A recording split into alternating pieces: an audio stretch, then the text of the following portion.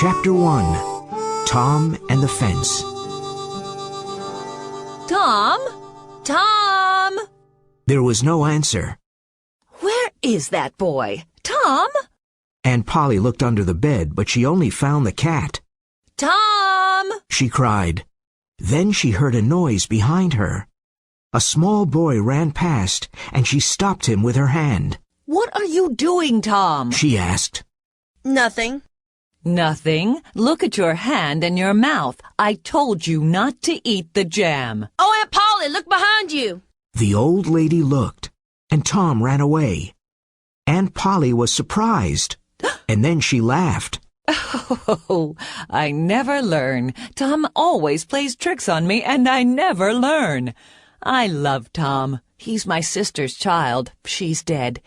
But it's not easy to look after him. Tomorrow is Saturday, and there's no school. But Tom must work tomorrow. He hates work, but he must do it. Tom lived in the small village of St. Petersburg with his Aunt Polly, his brother Sid, and his sister Mary. The summer evenings were long, and in the evenings, Tom liked walking around the village. One evening, he saw a big boy in front of him. The boy was a stranger. Tom was surprised because he did not see new people often. This boy had very nice, expensive clothes. He's got shoes, a new shirt and a tie, and it's not Sunday, Tom thought. My clothes are old and ugly. Tom looked at him, and the big boy looked at Tom. Tom did not like him. Finally he said, I can beat you. Why don't you try? Said the boy.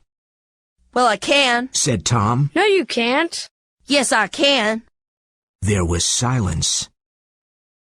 You're afraid. Said the boy. I'm not afraid. Said Tom. Yes, you are. No, I'm not. There was more silence. Then Tom pushed the boy, and the boy pushed Tom. Soon they were on the ground. Tom pulled the boy's hair and hit him hard. They both fought a lot. The big boy was angry and started crying. Stop! He said. Stop!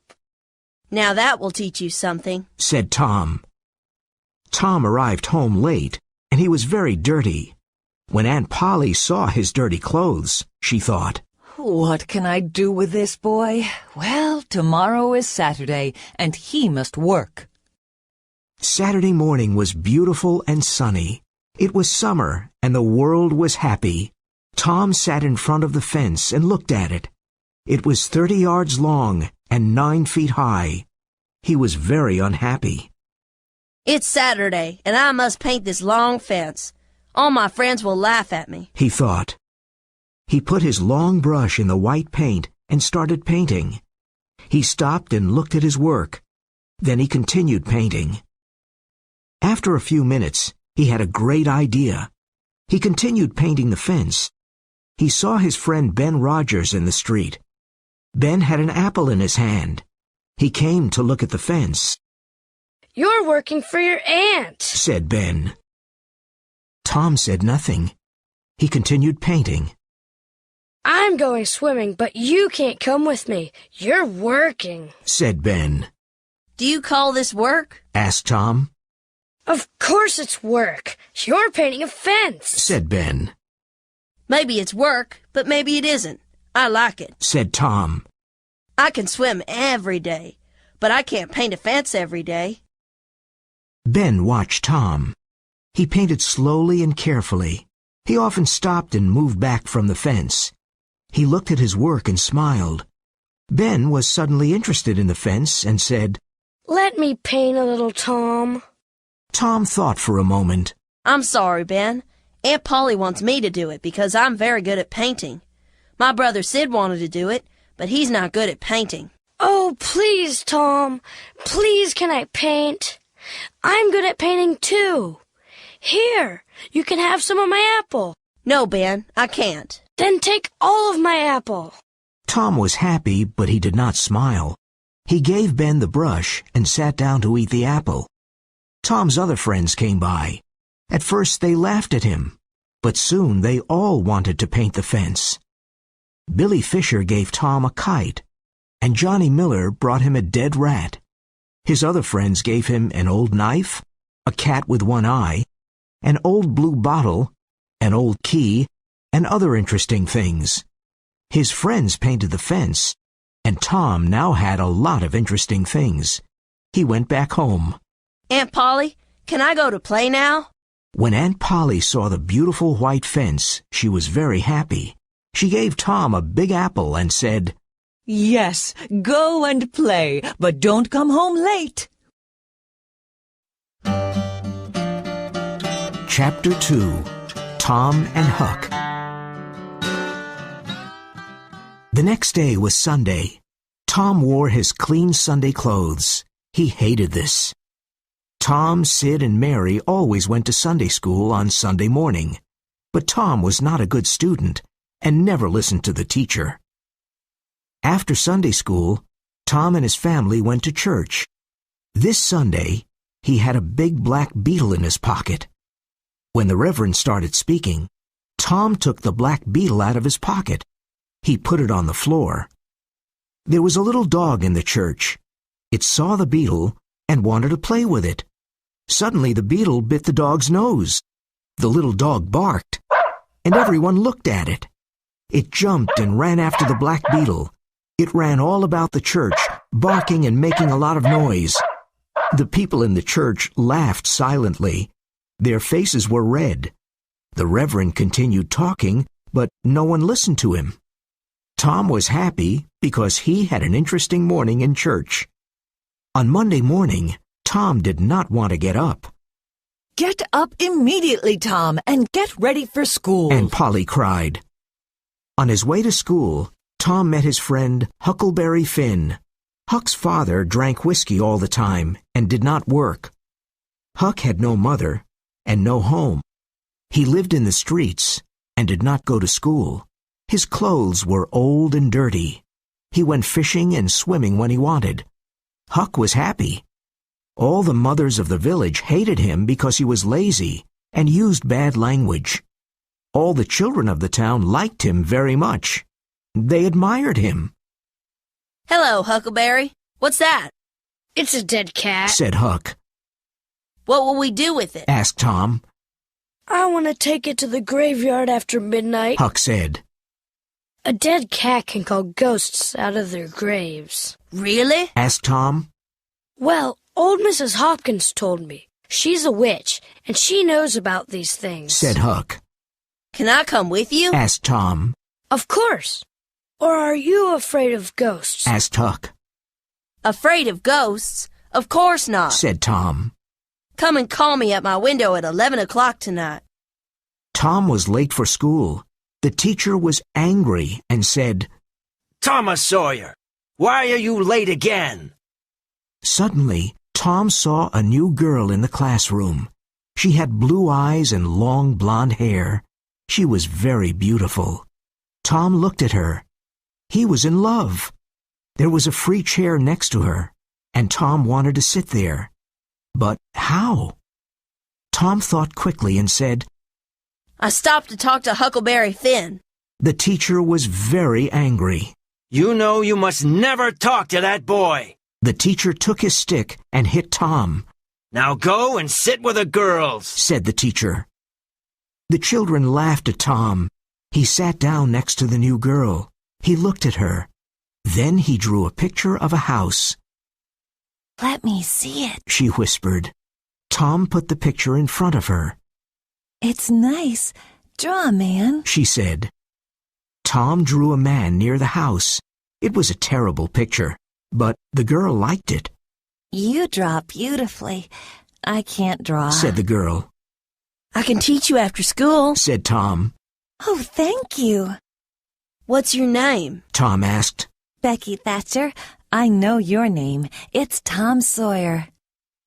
That night, Tom and Sid were in bed at 9:30. Sid was soon asleep, but Tom was not. At 11 o'clock, he heard Huck meow. Meow. He dressed quickly and went out of the bedroom window. Let's go, Whispered Huck. He had his dead cat. Tom and Huck walked down the dark road. They walked for about half an hour. The graveyard was on a hill. There were a lot of trees and a lot of graves. Everything was dark and scary. The wind made strange noises, and dark clouds covered the moon. Are the ghosts making these noises? Thought Tom. He was afraid, but he said nothing. Now let's find the grave of Hoss Williams, Said Huck. They soon found the grave. Here it is. He died last week, Said Huck. Do you think Hoss Williams can hear us? Asked Tom. Well, I think his ghosts can hear us, Said Huck. Then let's call him Mr. Williams. Said Tom. All right, Said Huck. but everybody called him Hoss. Shh. What is it, Tom? Asked Huck. Do you hear the noise? Look over there, Huck. Oh, no. Said Tom.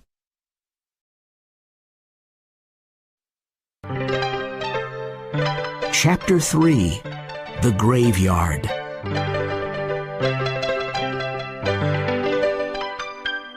Ghosts! Said Huck. I can see ghosts. They're coming here. I'm really scared. Can ghosts see us? Asked Tom. Ghosts can see everything. Answered Huck. Oh, why did I come here? Don't be afraid. We must be very quiet. Said Tom. The three ghosts moved quietly in the graveyard. They came close to Tom and Huck. Tom! Whispered Huck. They're not ghosts. They're humans. One of them is Muff Potter. You're right. And there's Engine Joe and Dr. Robinson. But why are they here? Said Tom. They're grave robbers. They want to rob a grave. The doctor wants a dead body. Said Huck. But why? Asked Tom.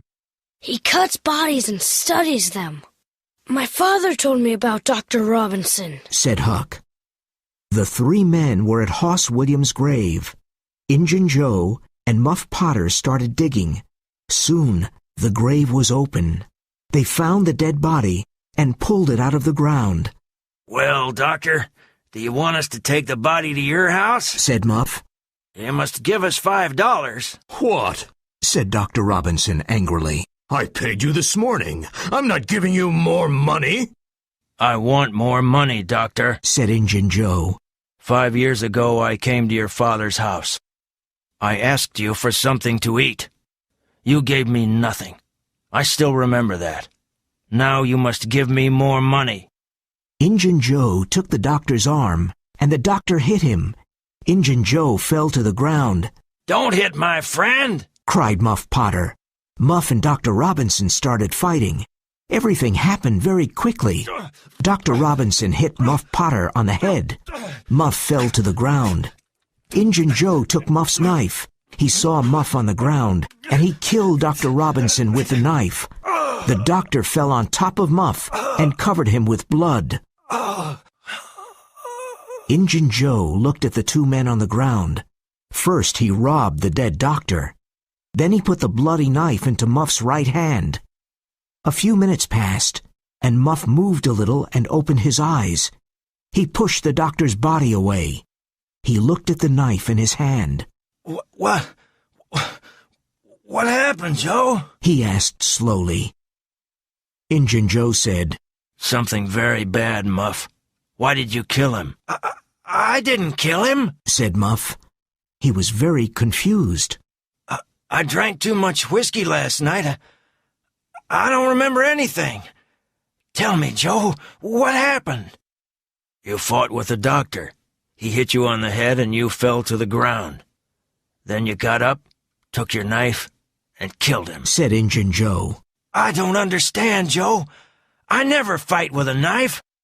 I didn't want to kill Dr. Robinson. He was young and he had a future. Oh, this is terrible. It was the whiskey, cried Muff. Joe, don't tell anyone, please. I won't tell anyone, Muff. But now you must leave this graveyard. Quickly.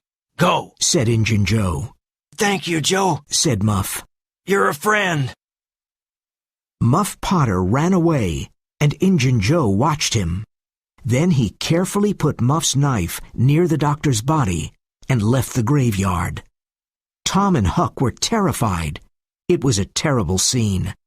They silently moved away from the trees. Then they ran out of the graveyard and back to the village. They arrived at an old house and decided to hide there. "What are we going to do?" asked Tom. "We saw everything. Injun Joe killed the doctor." What can we do? We can't tell anyone, said Huck.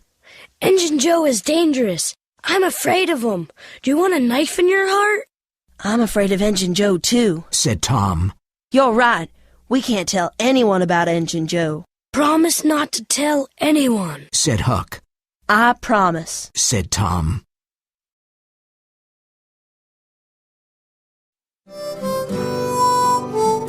Chapter 4. Jackson's Island. The next day, everyone knew about poor Dr. Robinson. The sheriff found Muff Potter's knife near the body of the doctor. He put Muff in St. Petersburg's small jail. Tom and Huck looked at each other. "We saw Injun Joe kill the doctor," said Tom. "Muff didn't kill him. Poor Muff." I know, said Huck. But we mustn't say anything. Remember, Injun Joe is dangerous. Very dangerous. I'm sorry for Muff Potter, too. The two boys were afraid. "We must keep this a secret," said Tom sadly. Tom could not forget. At night, he had bad dreams about Injun Joe and Muff Potter. He kept the terrible secret, but he was very unhappy. Aunt Polly was worried about him. She gave him a lot of different medicines, but Tom did not feel better. He was unhappy at school, too. Becky Thatcher didn't talk to him anymore. "No one loves me," thought Tom. "What a horrible life." It was now summer, and there was no more school. Tom and his friend Joe Harper went to sit by the Mississippi River. They fished, talked, and looked at the boats. One day, Tom said, "Let's go do something exciting." Okay, said Joe. but where can we go, and what can we do? "Let's run away. We can go and live on Jackson's Island. We can be pirates. A pirate's life is exciting," said Tom. Jackson's Island was a small island in the Mississippi River. It was about 3 miles south of St. Petersburg. No one lived on the island. "Huckleberry Finn can come with us, too," said Tom. "Remember, Joe, don't tell your mother, father, or anyone about our adventure. Go home and bring some food. We'll meet here at midnight." Tom and Joe were excited.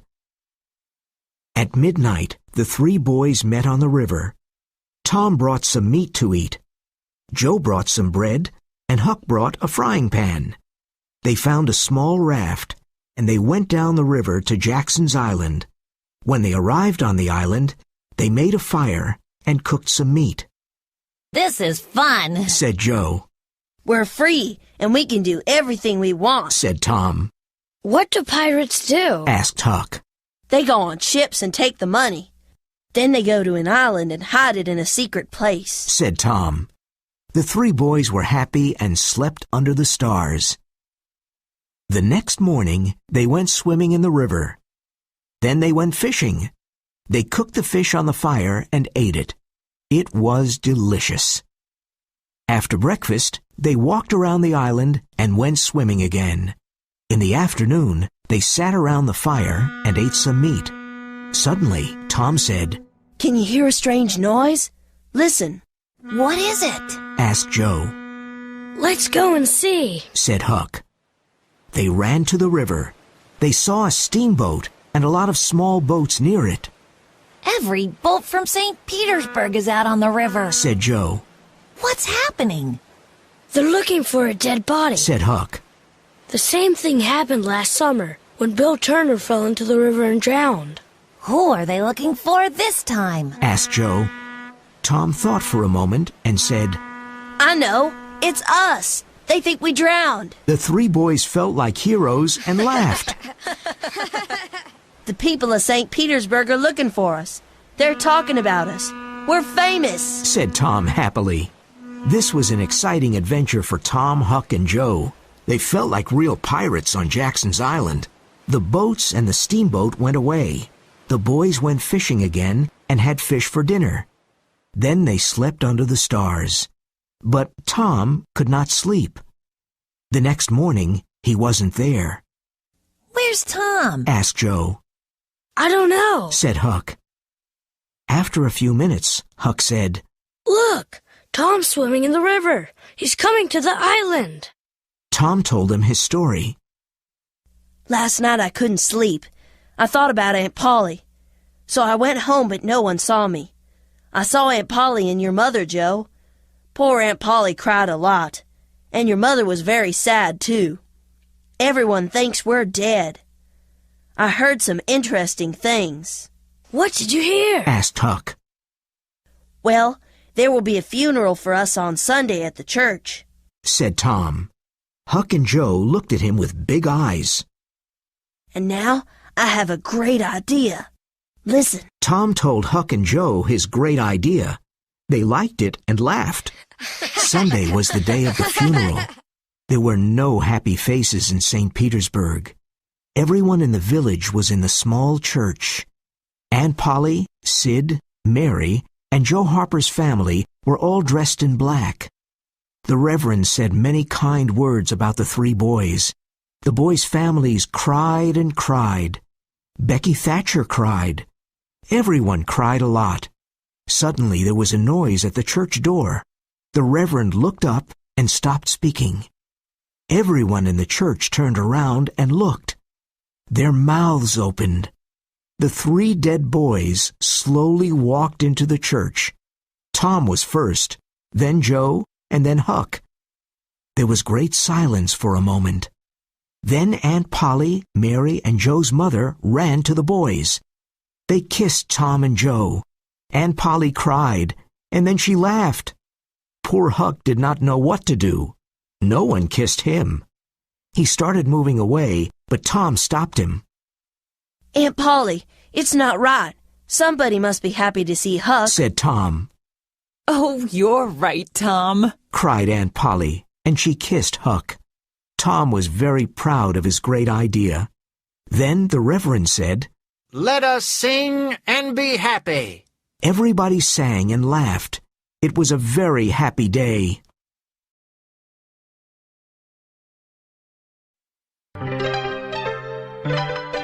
Chapter 5. The Trial.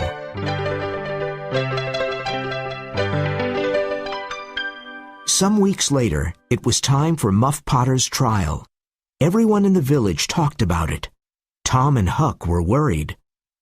Huck, did you tell anyone about that? Asked Tom. About what? Answered Huck. You know what, Said Tom. Oh, of course not. Said Huck. Poor old Muff. I'm very sorry for him. People say he's a killer, but it's not true. And they'll hang him, Said Tom. I'm sorry for Muff, too. But we can't tell anyone about Injun Joe. Said Huck. Poor Muff is a kind man. Once he gave me half a fish. And once he helped me with my kite. Said Tom. I want to help him. Let's go to the jail and take him something to eat. Said Huck. They went to the small jail, and they saw Muff. He was happy to see them. No one remembers old Muff anymore, but you're my friends and you remember me. Thank you, boys, Said Muff, smiling. Now Tom felt terrible. He was worried about the trial. He could not sleep at night. Everyone in the village went to Muff Potter's trial. Muff looked old, tired, and unhappy. Injun Joe was at the trial, too. During the trial, there were many questions and answers. All the answers were against old Muff. Then the lawyer said, Call Thomas Sawyer. Everyone was surprised and looked at Tom. Why did the lawyer call Tom Sawyer? Thomas Sawyer, where were you on June 17th at midnight? Tom looked quickly at Injun Joe. He waited a few moments and then said, I was in the graveyard. Were you near Hoss Williams' grave? Asked the lawyer. Yes, sir. Said Tom. Why were you there? Asked the lawyer.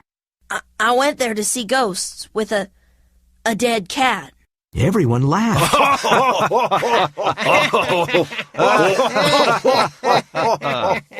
What did you see in the graveyard? Tell us what happened, said the lawyer. Tom told his story, and the people of St. Petersburg listened to him. They were very surprised. And then Muff Potter fell to the ground, and Injun Joe took Muff's knife and... Tom suddenly heard a very loud noise. Injun Joe jumped out of the window and disappeared. Tom became the hero of St. Petersburg. He saved Muff Potter's life.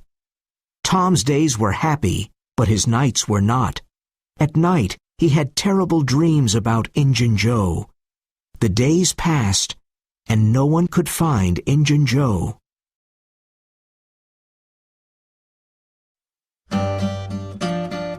Chapter 6. The Haunted House. Every young boy wants to find a treasure, and Tom did too. One hot summer day, he told Huck about his idea. Where can we look for a treasure? Asked Huck happily. Robbers put treasure under old trees or in old houses. We can start digging under the old tree on Cardiff Hill. Come on, let's go. The boys went to Cardiff Hill and started digging. It was a hot day, and they dug for a few hours. There's nothing under this tree, said Huck. I'm hot and tired, said Tom. Let's go to the haunted house. Nobody lives there. But haunted houses have ghosts, said Huck. Ghosts only come out at night. It's daytime now, said Tom. Well, all right, said Huck. They went to the haunted house. It was an old, lonely place. There was silence all around. They were both afraid of this strange place. They entered quietly and looked around. Everything was old and broken. No one lived there. They looked in all the rooms downstairs and upstairs. But there was no treasure, and there were no ghosts. Tom and Huck were upstairs. Shh, said Tom. What is it? Do you hear ghosts? Whispered Huck. No, don't move, said Tom. Let's sit down on the floor. There were holes in the floor, and they could see the rooms downstairs. Oh no, whispered Tom. There are two men downstairs. One was an old Spanish man with long white hair and a big hat. The other man was small and wore dirty clothes. Let's listen to them, whispered Tom. The two men sat on the floor. It's hot in here, and I'm tired, said the old Spanish man. When the boys heard his voice, they were terrified. That's Injun Joe, whispered Huck. The boys' faces became white. What are we going to do with the $650 in silver coins? That was a good robbery, said the small, dirty man. Let's take about $30 with us now and hide the bag here. We can come back to get it soon, said Injun Joe. The small, dirty man moved a big stone in the fireplace and pulled out a bag. He took some money from the bag. Injun Joe started digging near the fireplace with his knife. Tom and Huck watched with excitement. There was a real treasure downstairs. $600 was a wonderful treasure for two young boys. Suddenly, Injun Joe stopped digging. There's something here. I think it's a box, he said. He found an old box and opened it. It's money, cried Injun Joe. Look, there are lots of gold coins. The two men looked at the coins and smiled. The box was full of gold coins. Tom and Huck smiled too. This is the treasure of the old Merle family. Now, it's ours, said Injun Joe. Where can we hide this gold? Asked the small man. Can we put it back under the stone? Yes, said Injun Joe. No. The stone isn't a good place. Someone may find it. Let's put it under the cross tonight. When it was dark outside, the two men took the silver and gold away. Tom and Huck did not follow them because they were afraid of Injun Joe. But they wanted to find the cross and the treasure. Where was the cross?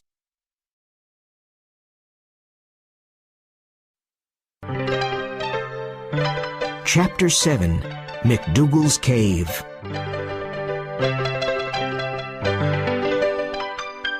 It was Becky Thatcher's birthday on Saturday, and all of Becky's friends were happy and excited. I'm having a big picnic near the river, said Becky to Tom. After the picnic, we can visit McDougal's cave. It'll be great fun, said Tom. He liked Becky a lot. On Saturday morning, a big boat took Becky, Tom, and their friends down the river. There were no mothers and fathers, but a few boys and girls were 18 years old. There were a lot of good things to eat, and everyone ate, played, and had fun. After the picnic, the children went to visit McDougal's cave. Everybody had candles because it was dark inside the cave. Some children were afraid, but they all went in. Caves are exciting and mysterious. McDougal's cave was very, very big. It had hundreds of tunnels, rooms, and secret passages. No one knew all of them. The children played and ran in the tunnels and in the rooms, but they always played near the entrance. They did not want to get lost. Tom and Becky wanted to find a new tunnel. They walked, and soon they were alone. Where were the other children? They were lost. In the evening, the other children returned to the boat. They laughed and talked, but they were very tired. They did not see that Tom and Becky were not there. The boat took them back to St. Petersburg. Huck saw the boat, but he did not know about the picnic. The mothers of St. Petersburg did not like him. They never invited him to birthday picnics. But tonight, Huck was not interested in birthday picnics. He was interested in Injun Joe's treasure. He hid behind a tree and watched an old house. Injun Joe's in that old house, he thought. I'll stay here and wait. When he comes out, I'll follow him and I'll find the treasure. It was late and very dark. Soon, two men came out. It was Injun Joe and his friend. Huck followed them quietly. They're going to Widow Douglas's house, thought Huck. But why? Suddenly the two men stopped. Injun Joe said, Many years ago, Widow Douglas's husband was very cruel to me. Now, I want to hurt the widow. I want to cut her face, her nose, and her ears. And you must help me. Oh, please don't kill her, said his friend. Injun Joe laughed. Huck heard this and wanted to run away, but he remembered that Widow Douglas was kind to him. I must help her, thought Huck. These men want to kill the poor old woman. Huck ran quickly to Bill Welsh's house. Mr. Welsh, help! Help! Mr. Welsh opened the door. Mr. Welsh, please help me. Two men want to kill Widow Douglas. Mr. Welsh and his sons took their rifles. They ran to the widow's house. Suddenly there was a loud shot. Injun Joe and his friend escaped, but the widow was not hurt. The next morning, Huck returned to see Mr. Welsh. You're a courageous boy, Huck, said Mr. Welsh. You saved the widow's life. The two men escaped, but we'll find them. Sit down and have breakfast with us. Huck was happy because he saved the widow's life. And now he had new friends, Mr. Welsh and his family. That morning, all the people of St. Petersburg knew about Tom and Becky, and they were very worried. Where were they? Tom and Becky were lost in McDougal's cave. They did not know what to do. They were both afraid. Tom took Becky's hand. They walked and walked. Tom wanted to find the entrance of the cave, but he couldn't. Tom and Becky entered a big room with a lot of black bats. It was terrible. The bats flew over their heads, and when Tom and Becky ran away, the bats followed them.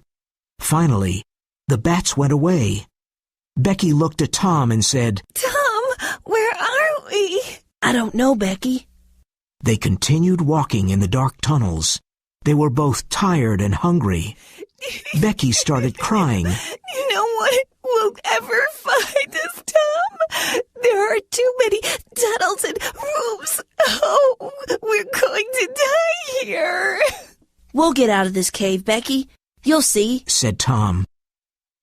They ate their last piece of cake. Soon their last candle went out.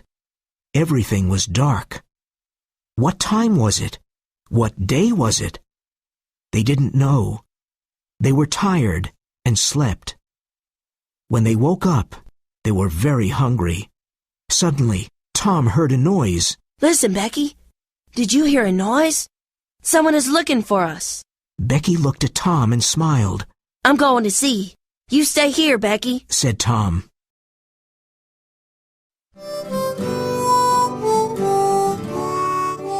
Chapter 8. The Treasure. Tom went into the dark tunnel. He saw a light and heard a noise. Who is looking for us? He thought. Suddenly, he saw a hand with a candle. Then he saw a man. It was Injun Joe. Tom was terribly scared, but it was dark, and Injun Joe did not see Tom. Injun Joe went away quickly. Tom returned to Becky, but he did not tell her about Injun Joe. She was very weak. It was Tuesday, and in St. Petersburg everyone was worried. Where were Tom and Becky? Many people from the village went to the cave and looked for them, but they could not find them. Mrs. Thatcher became very ill, and Aunt Polly's hair became white. Then, on Tuesday night, there was a lot of noise in the streets of St. Petersburg.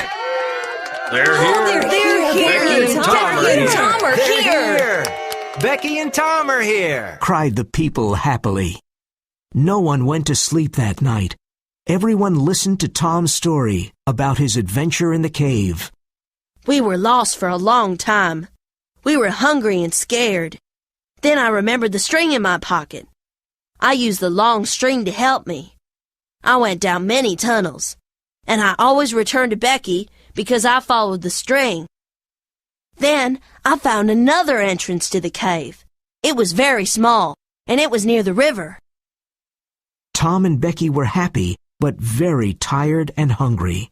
Becky stayed in bed for many days because she was weak. Tom stayed in bed for a few days too. Sometime after the adventure in the cave, Tom went to visit Becky. Mr. Thatcher asked Tom, Do you want to go to the cave again? Oh, I'm not afraid of the cave, said Tom. Well, nobody is going into the cave again. There are big doors in front of the entrance now, and I have the keys, said Mr. Thatcher. What? Tom's face became white. Is something wrong, Tom? Asked Mr. Thatcher. Injun Joe's in the cave, cried Tom. Many men from St. Petersburg went to the cave and opened the big doors. They found Injun Joe on the ground. He was dead. After Injun Joe's funeral, Tom went to see Huck.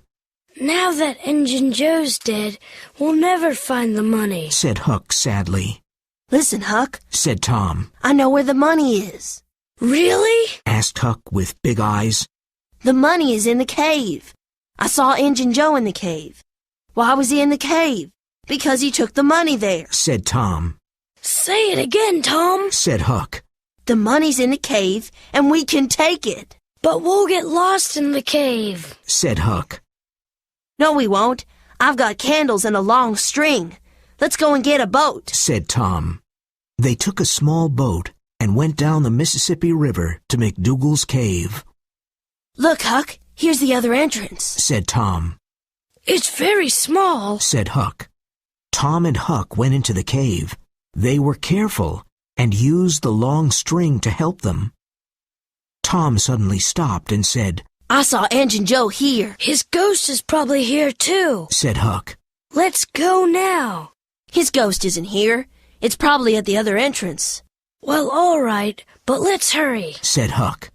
Tom looked around slowly and then cried, Look, here's the cross. There was a black cross on the wall of the cave. You're right. It's the cross, said Huck. Let's dig under the cross. They dug and dug. Finally, they found a small room.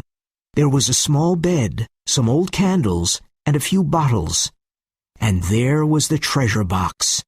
They opened it and saw the gold and silver coins. We're rich, Tom. We're rich. cried Huck. This is wonderful. I always knew it, Said Tom. Now let's take our treasure and leave. They followed the long string and were soon out of the cave. The two boys took their treasure to Aunt Polly's house. A lot of people in St. Petersburg saw the boys and the treasure. They followed them to Aunt Polly's house. Aunt Polly was surprised to see the boys and all the people. Tom, what's in that old box? She asked. Tom opened the treasure box. Everyone was amazed. They looked at all the silver and gold coins. There was $12,000. Tom told his long story about Injun Joe and the treasure. It was a great story, and the people listened with their eyes wide open. Now Tom and Huck were rich and famous in St. Petersburg.